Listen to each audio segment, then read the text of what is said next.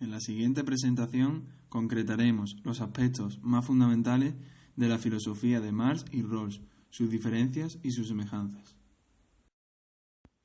La vida de Marx se desarrolla a lo largo del siglo XIX, periodo marcado por la Revolución Industrial, que trajo consigo el capitalismo y la creación del proletariado. En su pensamiento está influenciado por el idealismo de Hegel y obra de Feuerbach, la economía política de Adam Smith y David Ricardo, y el socialismo utópico francés. El contexto histórico en que Rawls elabora sus teorías data del siglo XX, justo después de la Segunda Guerra Mundial y a comienzo de la denominada Guerra Fría. La necesidad de reconstruir un mundo en ruinas impulsó la economía estadounidense y en consecuencia el sistema económico que lo justifica, el capitalismo. Su pensamiento está influenciado por el propio Marx y por el liberalismo. Para Marx, la organización social se basa en la ideología imperante, entendiendo a la ideología como una creencia que da explicación a la realidad y orienta nuestra conducta. Ambos autores opinan que estas ideologías ofrecen una realidad falseada e incluso Rawls propone el velo de la ignorancia, según el cual invita a la reflexión de los individuos, sin tener en cuenta su posición en la sociedad, para obtener principios imparciales y justos. Las relaciones de producción propias del capitalismo industrial vienen determinadas por el antagonismo de clases entre los propietarios de los medios de producción y los trabajadores. De esta manera, la injusticia económica y ética inherente al modelo capitalista encuentran como única solución pacífica en el caso de la desobediencia civil de Rawls y más radical en la revolución social marxista. Tanto Marx como Rawls se oponen a la teoría utilitarista clásica que considera que una persona no es valiosa y digna de protección por derechos propios, es decir, se prioriza los derechos y el bien general frente a los individuales. La idea choca en Marx, que es partidario de la igualdad social, y en Rawls, que habla de conceptos como la discriminación positiva y justicia social.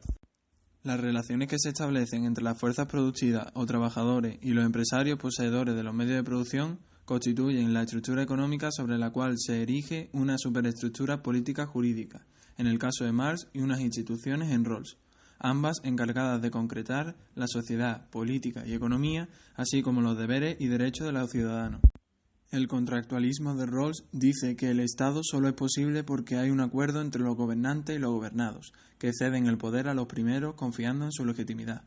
Es precisamente este el origen de la alineación política en Marx, el cual afirma que el trabajador no aparece representado por el Estado, pues éste se mueve de acuerdo con los intereses burgueses. Bajo los términos de socialismo utópico francés se engloban los pensadores socialistas anteriores al marxismo.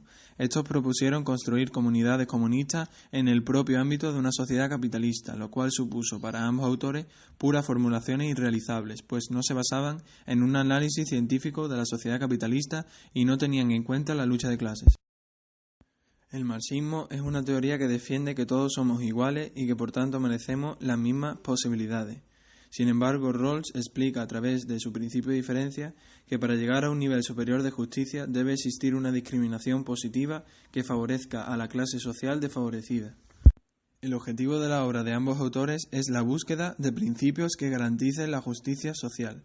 Rawls encontrará respuesta en su teoría de la justicia y Marx, en cambio, realizará en el materialismo histórico un estudio de las leyes que permiten el progreso social, para entender que el futuro es la revolución y el comunismo. La dictadura del proletariado consiste en que un dictador en nombre del proletariado toma el poder y esclaviza a todos los demás, prometiendo el comunismo. Esto se opone al primer principio de Rawls, que defiende la idea de que todos los ciudadanos tienen el derecho a gozar de las mismas libertades, siempre que sean compatibles con los demás. Rawls defiende la libertad política de las personas, que representa el derecho a votar y ser votado, así como la posibilidad de reunirse y expresarse públicamente. Esto contrasta con la idea de Marx de que hay de existir un único partido con el que todos los ciudadanos deben de estar de acuerdo. Según Marx, la alineación es el acto mediante el cual el individuo se anula a sí mismo por la actividad que realiza. Los propietarios de los medios de producción ejercen el poder sobre el trabajador, es decir, la legitimidad. A cambio le ofrece un salario con el que cubrir sus necesidades y la de su familia. El comunismo es el sistema político que Marx defiende y que se basa en la abolición de las clases sociales. En contraposición, Rawls es partidario del Estado liberal, basado en la libertad y la justicia. Estas constituyen irremediablemente las únicas soluciones al sistema capitalista y sus injusticias. Para Marx, la alineación económica es la principal forma de alineación, mediante la cual el trabajador es desprovisto del objeto resultante de su trabajo y de su propia actividad. Para Rawls, la garantía de la retribución trabajo-salario consiste en la venta de la fuerza de trabajo a cambio de un salario. El objetivo del trabajo de Marx es el estudio de la economía de su época y sus repercusiones sociales, tal y como observamos en su obra El Capital. Por su parte, Rawls se centra en la justicia, desarrollando principios conforme a esta y que aborda la teoría de la justicia. La fuerza productiva son las clases sociales más bajas que se encargan de confeccionar los productos a cambio de un salario ínfimo. Esto se pone a los estadios de la justicia, en especial a la garantía de retribución, trabajo, salario.